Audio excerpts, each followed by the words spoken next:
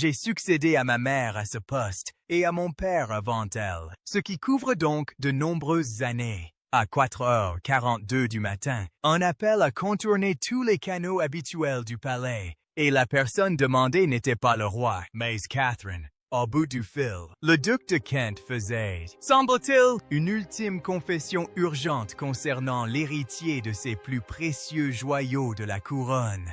Ce qui suivit allait non seulement mettre Camilla à l'épreuve, mais aussi soulever une question d'héritage que la monarchie n'a jamais vraiment résolue. La confession. Le duc de Kent a eu 88 ans en octobre. Ceux qui l'avaient vu ces derniers mois décrivaient un homme dont le corps s'était affaibli, mais dont l'esprit restait précis, vif et d'une grande discipline. Son humour pince sans rire était intact, de même que le sens du devoir qui avait marqué plus de 60 ans de service auprès de la famille royale. On ne l'a jamais connu pour parler à la légère, et encore moins pour provoquer des drames. Il avait passé l'essentiel de sa vie à observer, à absorber et à parler très peu. C'est précisément pourquoi sa décision de prendre la parole à cet instant précis revêtait une telle importance. Lorsqu'un homme comme le duc de Kent choisissait de rompre le silence, cela signifiait que le silence lui-même était devenu insupportable. Au cœur du différend ne se trouvait pas un ensemble de joyaux que le public reconnaîtrait immédiatement. Il ne s'agissait pas des célèbres couronnes et diamants conservés à la Tour de Londres. Ils étaient, à bien des égards, bien plus précieux. Il s'agissait d'une collection privée, constituée au fil des générations, au sein de la famille Kent, façonnée non par les cérémonies d'État, mais par l'histoire royale intime. Parmi les pièces figurait une perle de saphir et de diamants, un collier, des boucles d'oreilles et une broche assortie, datant probablement des années 1840 et longtemps associées à la reine Victoria. On y trouvait également des pièces d'origine indienne acquises durant l'époque coloniale. Un diadème de diamants porté par la princesse Marina de Grèce lors d'importantes cérémonies d'État et plusieurs bijoux de famille plus modestes, dont la valeur résidait autant dans leur provenance que dans leur prix. Pendant des années, l'avenir de ces joyaux était resté une affaire privée. Le duc ne s'était jamais exprimé publiquement à ce sujet. On avait parfois évoqué un héritage par l'intermédiaire de son fils, le comte de St. Andrews, mais ceux qui avaient la mémoire longue interprétaient la collection autrement. Pour eux, elle s'inscrivait dans une tradition bien plus ancienne, liée non seulement à un titre, mais à une lignée particulière de femmes royales et à une continuité indéfectible. Puis, l'atmosphère changea. Ce qui a changé, selon des proches du duc, c'est l'intérêt croissant du bureau de Camilla après que sa position de reine consort se soit solidement établie. Au début, la démarche était discrète. Des questions ont été soulevées sur l'histoire de la collection. Un représentant a assisté à une exposition privée et en est revenu avec un intérêt qui semblait dépasser largement le cadre d'une simple documentation. Puis, en septembre, une lettre officielle est arrivée. Elle exprimait l'admiration suscitée par les bijoux et suggérait que leur futur lieu d'exposition reflète leur importance pour la famille royale. Le duc de Kent comprit immédiatement la situation. Il avait suffisamment observé les manœuvres de palais pour savoir quand l'admiration servait de langage de revendication. Il ne répondit pas publiquement. Il ne lança aucun avertissement. Il se tut simplement, réfléchit attentivement, puis passa l'appel téléphonique qui allait bouleverser toute la conversation. L'appel qui changea tout. Ceux qui s'étaient entretenus avec le duc de Kent dans les semaines précédentes. Son appel à Catherine décrivait un homme aux prises avec une décision capitale. Il a interrogé ses propres conseillers sur les mécanismes juridiques régissant les collections royales privées. Il a demandé des documents historiques sur la provenance de plusieurs pièces importantes. Et il a téléphoné à au moins 2 reprises à des membres éminents du Collège d'Armes, l'autorité héraldique qui conserve les archives généalogiques et cérémonielles de la famille royale, leur posant des questions précises sur les règles de succession. Ce qu'il faisait, de l'aveu même de ceux qui comprenaient ses méthodes, consistait à constituer un dossier. Non pas un dossier juridique à proprement parler, mais quelque chose que le duc de Kent appréciait encore davantage. Un dossier institutionnel ancré dans l'histoire, les précédents et cette autorité tranquille que ni les mémorandums ni les manœuvres politiques ne peuvent rendre. Lorsqu'il appela Catherine, sa décision était déjà prise. Cet appel n'était pas une délibération, mais une déclaration. Selon des sources informées de la conversation, le duc a commencé par dire directement à Catherine qu'il l'observait travailler depuis plus de 10 ans, avec l'admiration de quelqu'un qui comprenait ce qu'était un véritable service royal et combien il était rarement accompli sans réflexion. Il lui a dit qu'il la connaissait depuis sa jeunesse, depuis ses débuts au sein d'une institution parfois impitoyable envers ceux qui y entraient de l'extérieur et qu'il l'avait vue se transformer, passant d'une étrangère à une personne qui comprenait le rôle de la monarchie mieux que beaucoup de ceux qui y étaient nés. Il lui parla ensuite de la lettre de Camilla. Il lui en lut des extraits d'un ton sec et précis, puis dit quelque chose auquel Catherine eut du mal à réagir sur le moment. Il expliqua que, d'après son expérience, lorsqu'une personne désirait quelque chose au point d'écrire une telle lettre, elle finissait généralement par l'obtenir grâce à la patience, à la persévérance, ou tout simplement en triomphant de toute opposition. À moins, ajouta-t-il, que l'opposition n'ait été clairement et formellement établie, tant qu'il était encore temps de le faire. Il lui fit ensuite part de son intention. Il consignerait, par l'intermédiaire de ses avocats, une déclaration formelle de ses souhaits concernant l'avenir de la collection. Le diadème de la princesse Marina, la perle de saphir et 3 autres pièces spécifiques seraient désignés par une lettre d'intention, indiquant qu'ils étaient jugés appropriés pour Catherine, princesse de Galles, en reconnaissance de ses services rendus à l'institution et de sa position de future reine d'Angleterre. Les autres pièces suivraient la procédure de succession habituelle, mais ces 5 objets, les plus profondément liés à l'histoire des femmes de la famille Kent, ayant servi avec distinction, il souhaitait qu'ils soient associés à une femme de la génération actuelle correspondant à cette description. Catherine, de la vie générale, garda le silence un long moment, puis elle lui confia être profondément émue et ne pas savoir quoi dire. Le duc aurait répondu que le silence était tout à fait approprié et que la situation n'exigeait pas d'elle qu'elle exprime sa gratitude. Il suffisait qu'elle soit au courant de ses souhaits et qu'elle comprenne pourquoi il avait choisi de les exprimer clairement plutôt que de les laisser ambigus. Il ajouta une dernière chose avant de raccrocher. Il lui expliqua que, d'après son expérience, l'ambiguïté était l'ennemi de la justice et que ceux qui connaissaient les rouages des institutions avaient la fâcheuse habitude d'exploiter l'ambiguïté d'une manière que ceux qui faisaient confiance à l'institution n'avaient jamais anticipée. Il avait assez fait confiance durant sa longue vie. Il en avait fini avec la confiance. Pourquoi les joyaux du Kent sont-ils importants? Pour comprendre toute la portée de la déclaration du duc de Kent, il est nécessaire de comprendre ce que ces pièces représentent au-delà de leur valeur monétaire ou esthétique. Elles sont, au sens le plus strict, les témoins d'une certaine conception de la féminité royale, définie non par la naissance, le règne ou le titre matrimonial, mais par un engagement indéfectible envers l'institution au fil de décennies de service. La princesse Marina de Grèce, qui épousa le prince George, duc de Kent, en 1934, était considérée par de nombreux historiens de l'époque comme l'une des figures les plus naturellement royales de la famille royale du XXe siècle. Cultivée, polyglotte et dotée d'une véritable sophistication culturelle, elle avait apporté à la monarchie britannique une dimension que celle-ci peinait souvent à exprimer, mais qu'elle reconnaissait instinctivement.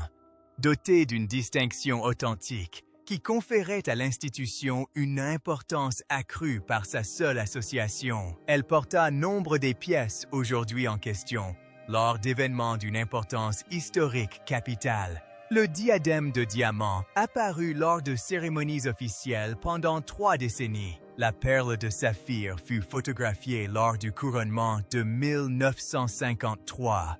Ces objets portent son histoire dans leur forme matérielle. Le duc de Kent avait vu sa mère évoluer au sein d'une institution parfois hostile envers ceux qui y étaient admis par hasard. Il l'avait vu lutter pour gagner le respect que d'autres recevaient par simple naissance.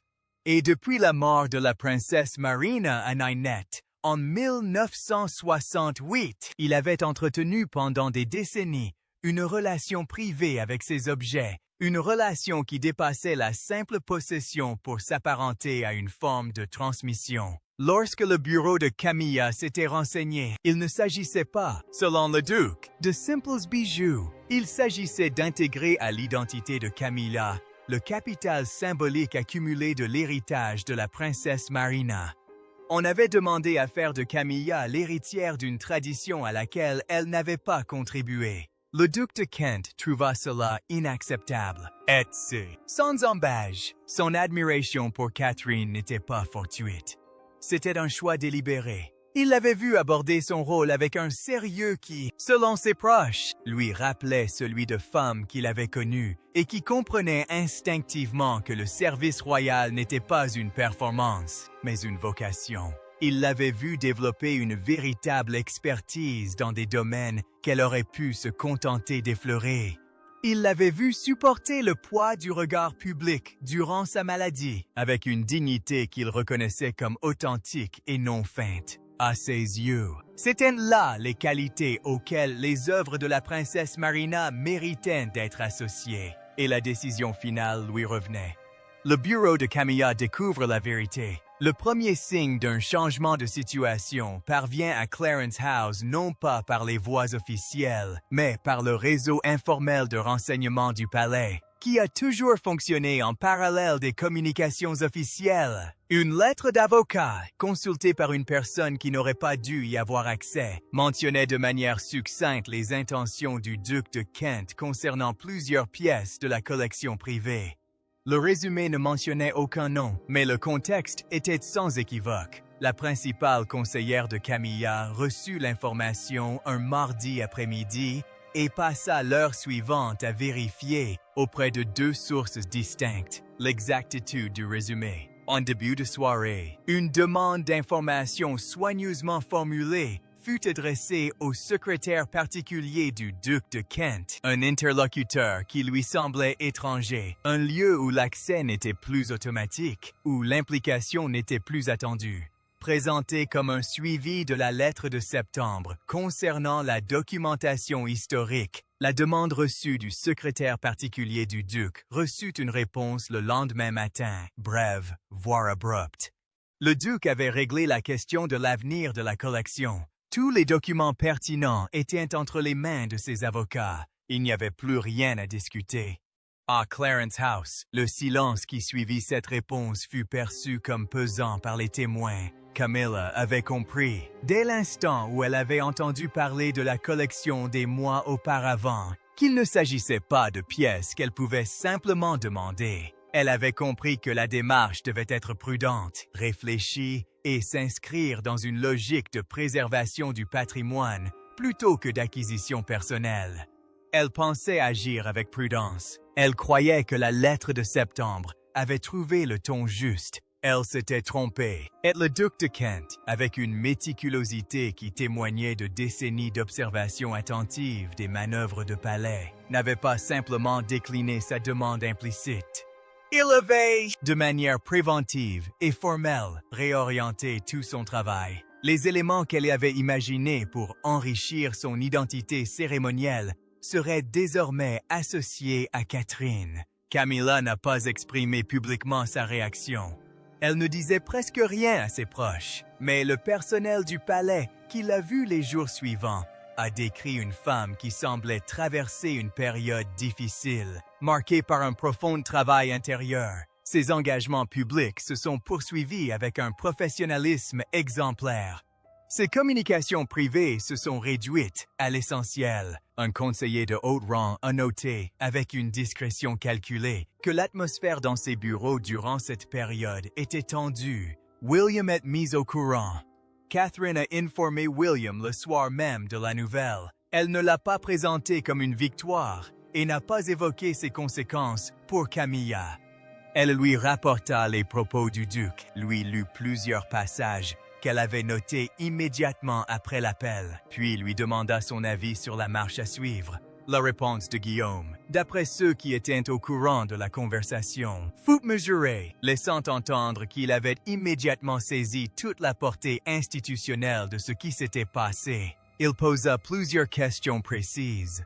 Les avocats du duc avaient-ils reçu des instructions écrites formelles? D'autres membres importants de la famille royale avaient-ils été informés? Le duc était-il en mesure de faire authentifier les documents conformément aux exigences légales? D'après Catherine, les réponses étaient oui et non, et les avocats du duc géraient la procédure selon ses instructions explicites. Le cadre juridique était déjà en train d'être mis en place. Restait à savoir comment le palais, en tant qu'institution, accueillerait l'information lorsqu'elle serait plus largement diffusée.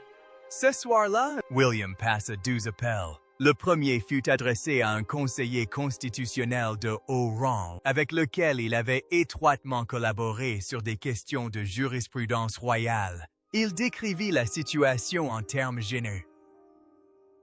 généraux, sans nommer le duc, et s'enquit de la validité juridique des lettres d'intention privées concernant les collections royales personnelles. Le conseiller confirma les soupçons de William. Ces lettres, bien que n'ayant pas la même valeur juridique qu'un testament, revêtaient un poids institutionnel considérable et étaient historiquement respectées comme l'expression d'une volonté royale sincère, une démarche prudente et délibérée visant à préserver la dignité et à éviter les confrontations.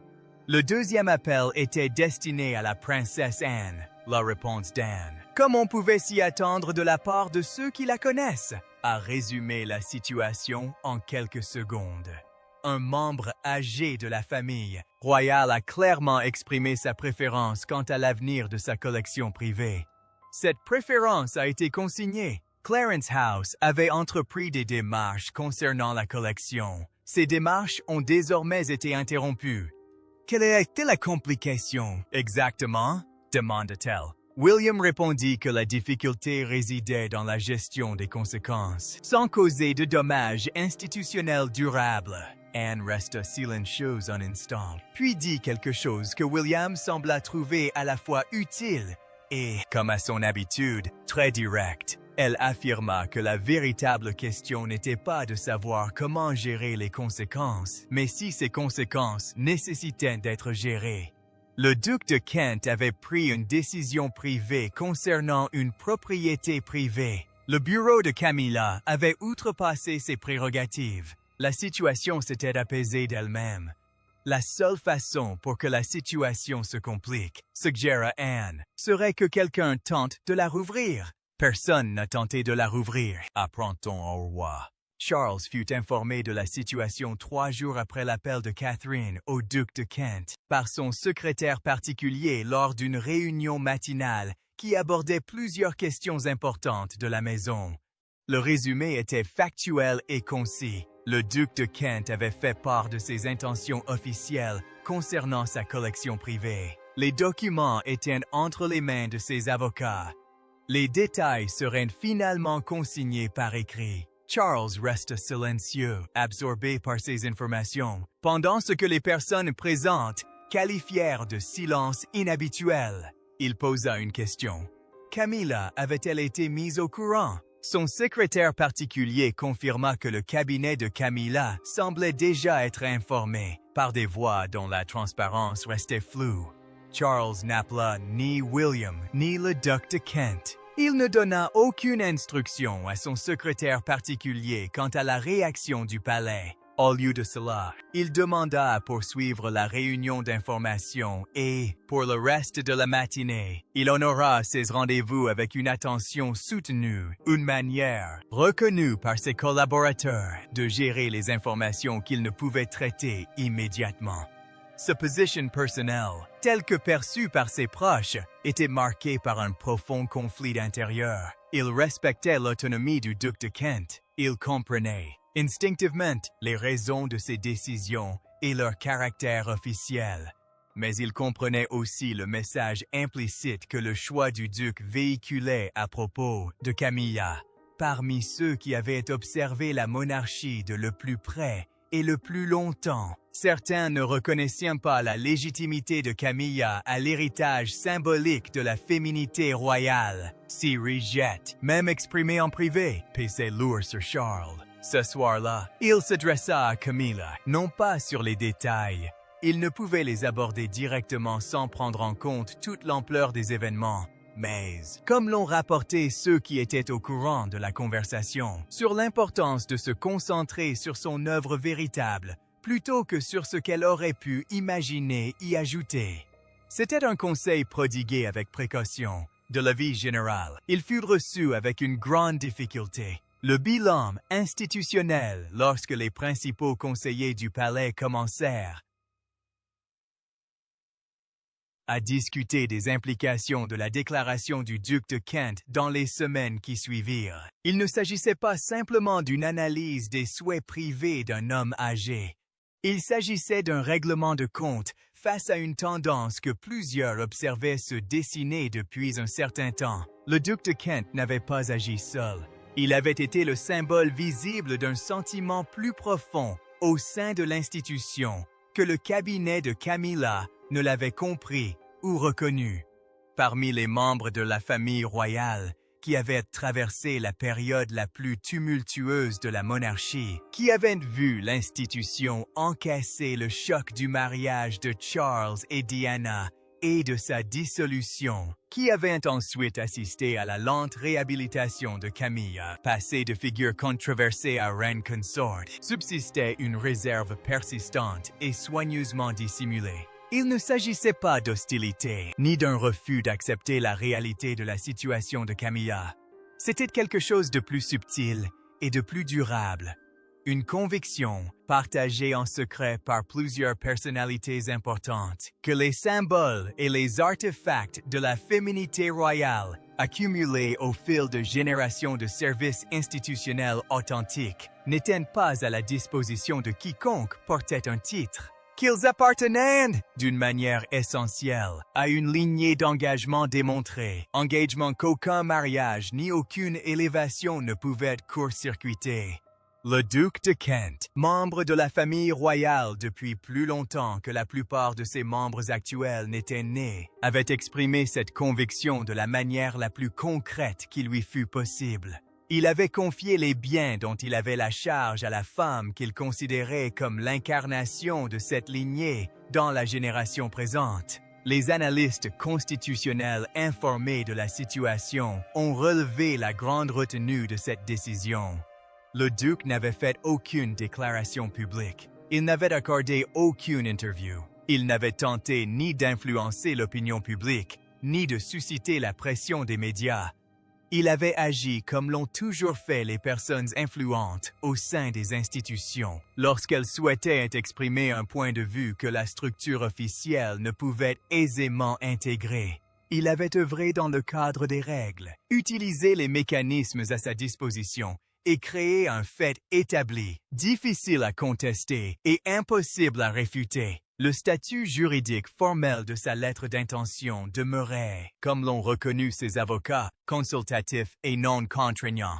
La collection serait transmise officiellement selon la procédure successorale habituelle, mais les dernières volontés d'un prince de sang concernant des objets d'importance historique revêtaient, au sein de la culture royale, un poids parfois sous-estimé par ceux qui n'appartenaient pas à l'institution. Elles seraient connues, consignées par écrit, et il serait très difficile de s'y opposer, sans donner l'impression de bafouer les dernières volontés d'un homme qui avait fidèlement servi la monarchie pendant plus de 60 ans.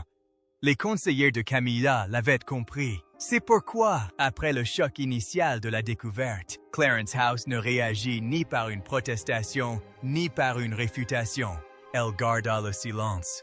Ce silence trahissait la décision d'encaisser le choc, de minimiser l'impact de l'épisode et d'aller de l'avant sans attirer davantage l'attention sur ce qui s'était passé. Au-delà de la question immédiate de l'héritage, la déclaration du duc de Kent a levé le voile sur une conversation qui se déroulait en privé au sein de la famille royale depuis bien plus longtemps que le public ne le savait. Ceux qui avaient parlé avec le duc durant ces dernières années décrivaient un homme qui réfléchissait profondément au rôle de la monarchie et aux exigences qu'elle imposait à ceux qui la servaient. Il n'avait aucune patience pour les aspects théâtraux de la vie royale, les inaugurations et les séances photos où l'on souriait de toutes ces dents qui accaparaient une si grande partie de l'énergie publique de l'institution. Ce qui l'intéressait, c'était la question plus profonde de savoir si ceux qui perpétuaient l'institution comprenaient ce qu'ils véhiculaient. C'est avec cette question à l'esprit qu'il avait observé Catherine. Il l'avait vue s'investir dans ses œuvres caritatives, avec un sérieux qu'il reconnaissait comme une véritable expertise, et non comme un engagement superficiel. Ce qui rend ce moment particulièrement significatif, ce n'est pas seulement le changement lui-même, mais la direction qu'il indique. Il avait observé comment elle avait affronté les cruautés spécifiques de la vie publique pendant sa maladie avec une sérénité qu'il n'attribuait pas à une gestion médiatique, mais à sa véritable nature. Et il l'avait vu, dans les années qui suivirent sa guérison, reprendre son travail avec une intensité qui laissait supposer qu'elle comprenait que le temps qui lui avait été accordé était une ressource précieuse à ne pas gaspiller. Il ne s'agissait pas de simples observations. C'étaient les analyses d'un homme qui avait observé les membres de la famille royale pendant 9 décennies et qui avait acquis une grande finesse pour distinguer ceux qui servaient l'institution de ceux qui l'utilisaient. Son opinion sur Camilla n'était pas simplement défavorable, elle était précise. Il avait observé ses efforts pour gagner l'estime du public et avait reconnu que ces efforts étaient réels et, à certains égards, admirables. Mais il avait aussi constaté le comportement qui avait accompagné son ascension. L'expansion progressive de ses ambitions opérationnelles, l'acquisition prudente d'une influence dissimulée sous le couvert de la coordination et sa tendance à confondre les symboles de l'autorité institutionnelle avec son essence même. Il reconnut ce schéma car il l'avait déjà observé chez d'autres personnes au cours de sa longue observation de l'institution et il avait constaté que, sans contrôle, il tendait à produire précisément le genre d'épisode qui avait conduit au revirement public de Williams. Sa lettre d'intention n'était, à première vue, qu'une simple expression légale et privée de préférence. Selon une autre interprétation, il s'agissait du jugement réfléchi de quelqu'un qui avait observé la situation plus longtemps que presque personne et qui était parvenu à une conclusion qu'il se sentait obligé d'exprimer avant qu'il ne soit plus possible. Catherine est le poids de ce qu'elle porte. Catherine reçut une confirmation officielle des avocats du duc 3 semaines après l'appel téléphonique. La lettre était brève, précise, et lui était adressée directement. Elle y faisait référence aux intentions du duc, sans préciser ses raisons, et demandait un accusé de réception. Elle signa et renvoya l'accusé de réception le jour même. Ceux qui s'entretinrent avec elle en privé. Elle n'en a pas discuté avec le personnel, hormis ceux qui devaient en être informés. Elle n'y a pas fait allusion lors de ses interventions publiques. Elle a poursuivi son engagement caritatif, comme le duc l'avait souligné pour justifier sa décision. Visite d'installation, participation à des débats politiques, maintien des relations de longue date avec les organisations qui avaient façonné son image publique. Mais ses proches remarquèrent une qualité particulière dans son comportement durant cette période. Une attention particulière, comme le décrivit un ami, qui dépassait son calme habituel. Une conscience, peut-être, de ce que signifiait être vu, véritablement vu par quelqu'un dont la capacité de voir était à la fois rare et presque épuisée. Le duc de Kent lui avait dit, de la manière la plus concrète qui fut, que son travail avait été reconnu et jugé digne d'intérêt, que les symboles d'une tradition qu'elle avait intégrée de l'extérieur lui appartenaient de droit, de l'avis d'une personne compétente pour en juger, que cet héritage, au sens le plus profond de la monarchie, n'était pas simplement une question de titre ou de mariage, mais d'appartenance démontrée.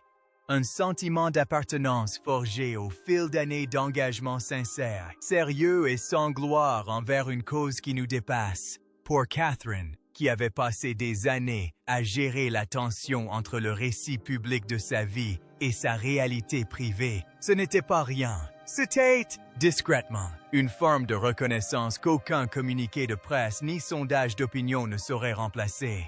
Elle envoya au duc un mot manuscrit le jour même où elle reçut la lettre de l'avocat. Ceux qui en connaissaient le contenu le décrivirent comme bref et personnel, exprimant sa gratitude en des termes qui reconnaissaient à son geste sans l'exagérer. Le duc l'aurait fait lire à 2 reprises.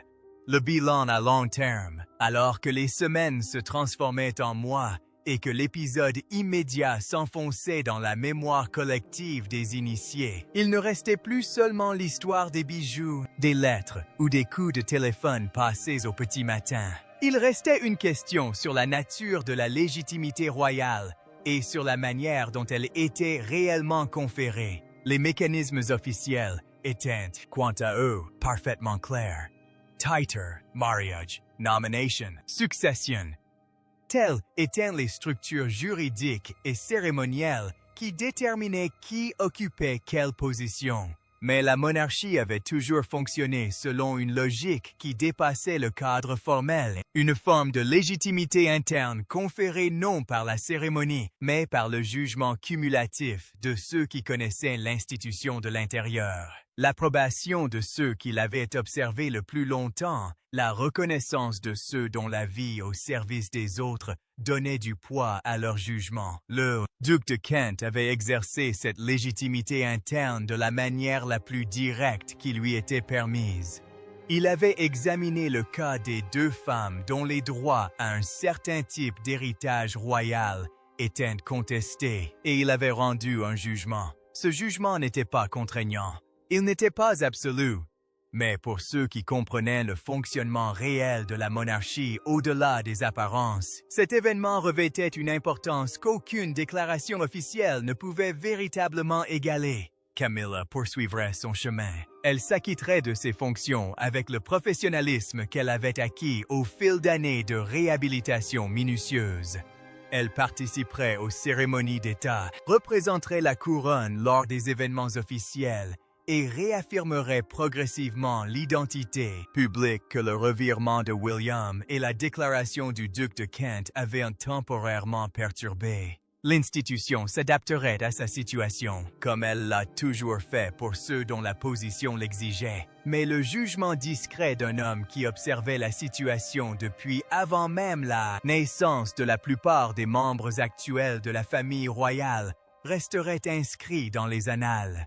La perle de saphir, le diadème de la princesse Marina, ces bijoux porteurs d'une tradition particulière de la féminité royale, n'appartenaient pas, selon l'appréciation claire et documentée du duc, à l'histoire de Camilla. Ils appartenaient à celle de Catherine. Et dans une institution où la mémoire collective prime sur l'actualité immédiate, ce jugement perdurerait bien après que le tumulte médiatique se soit estompé. La question de la véritable nature de l'héritage royal, de savoir s'il peut être conféré par le seul mariage ou s'il doit être acquis par des années de service authentique, touche à quelque chose de bien plus profond que les intrigues de palais. Elle interroge la manière dont toute institution préserve les valeurs qu'elle prétend représenter. De quel point de vue observez-vous la situation aujourd'hui? Et qu'en pensez-vous? La légitimité peut-elle être héritée ou doit-elle toujours être méritée?